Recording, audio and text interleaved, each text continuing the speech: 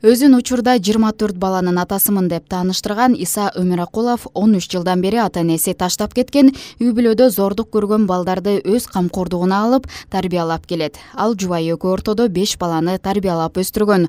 Ал эми эне бала мээрими фонду түптөлгөндөн бери 200дөн ашык балага ата-энелик мээримин беришти. Иса Өмүракулов мындай социалдык жоопкерчиликтүү ишти кантип аркалап калганын бизге айтып берди. Биз өзүбүздү чоң үй бүлө деп атайбыз.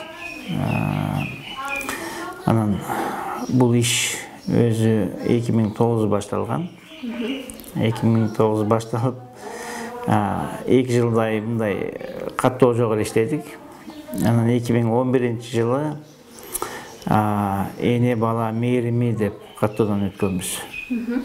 Ошо бойдон иштеп келатабыз да бүгүнкү күндө. Эне бала мээрими фондунун максаты балдарды үй бүлөлүк атмосферада чоңойтуу. Айрыкча ата-энеси ичип кеткен же баланы караганга шарты жок үй бүлөлөрдүн балдары тарбияланат. Бирок алардын үй бүлөсү кийин ичкиликти таштап кайра алып кетебиз десе, фонд ага каршылык көрсөтпөйт. Ал эми фонддун каржылоосу кайрымдуу инсандардын көмөгүнөн көз каранды. Азырынча мамлекет туруктуу колдоо көрсөтпөйт. Фонддун жетекчисинин айтымында мамлекет майрам күндөрү гана ушундай балдарды эстеп келет. Бала деген ал эки жактан бирдей карайт экен да. Ал атасын да бөлбөйт, апасын да бөлбөйт. Ошон үчүн бир жеринде балдарга эле оорчулук келип калат экен да. Мен ушуну айткым келет. Өз кызыкчылыгыңды ойлордон мурда балдарды көбүрөөк ойлосоң болот депчи. Анткени эң эле жапа чегип калган бул балдар да. Бегайым Жумаева кесиби боюнча сурдопедагог. Ал эне бала мээрими фондуна 3 жылдан бери келип балдарга акысыз сабак өтүп, үй тапшырмаларына көмөктөшөт. Жумасына 3 жолу 2-3 сааттан сабак өтүп, балдарга психологиялык тренингтерди уюштурат. Буга анын кесиптеши Наргиза да көмөктөшөт. Мени жардамды күтөт да, бирок мен ойлойм, буларга да кошумча бир жөндөм үйрөтсөк дагы жакшы болот. Булар эртең бул мектепти бүткөндөн кийин, ушул центрдин босогосун аттагандан кийин өзү менен өзү жашоого барганда ошол жерде кантип иштеп кетет. Ол ошол маанилүү да. Ошондуктан буларга бир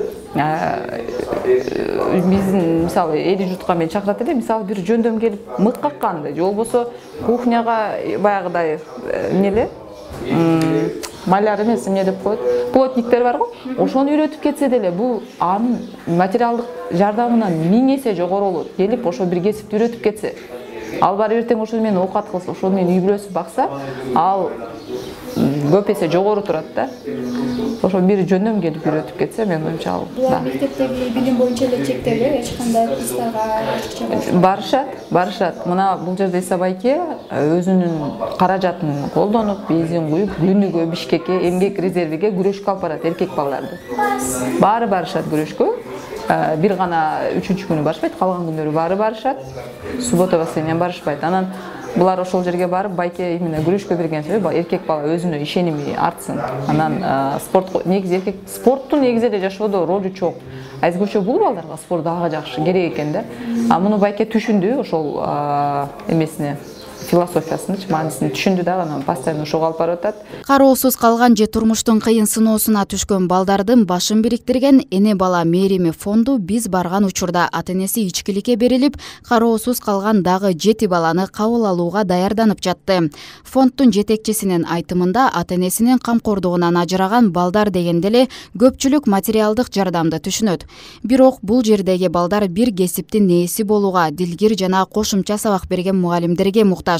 Мындан улам балдарга ар түрдүү мастер-класс өтүүнү каалаган, өзүнүн кесиптик тажрыйбасынан бөлүшөм деген жарандар аталган фондко кайрылса болот. Энде мындай, мурда деле мен деле сүрөттү жакшы көрчүмүн.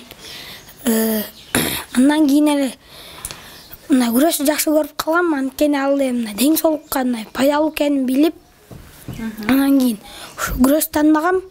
Анан чоңойгондо милиция болом деп, анан күчтүү болоюн дегем. Мен үчүн үй бүлө бул байлык. Чоңойгондо мен жакшы жашоону. Жазгүл Садырова, Орозгүл Аташева, Марал радиосу. Макулы, ошон үчүн жакшы окушуңар керек.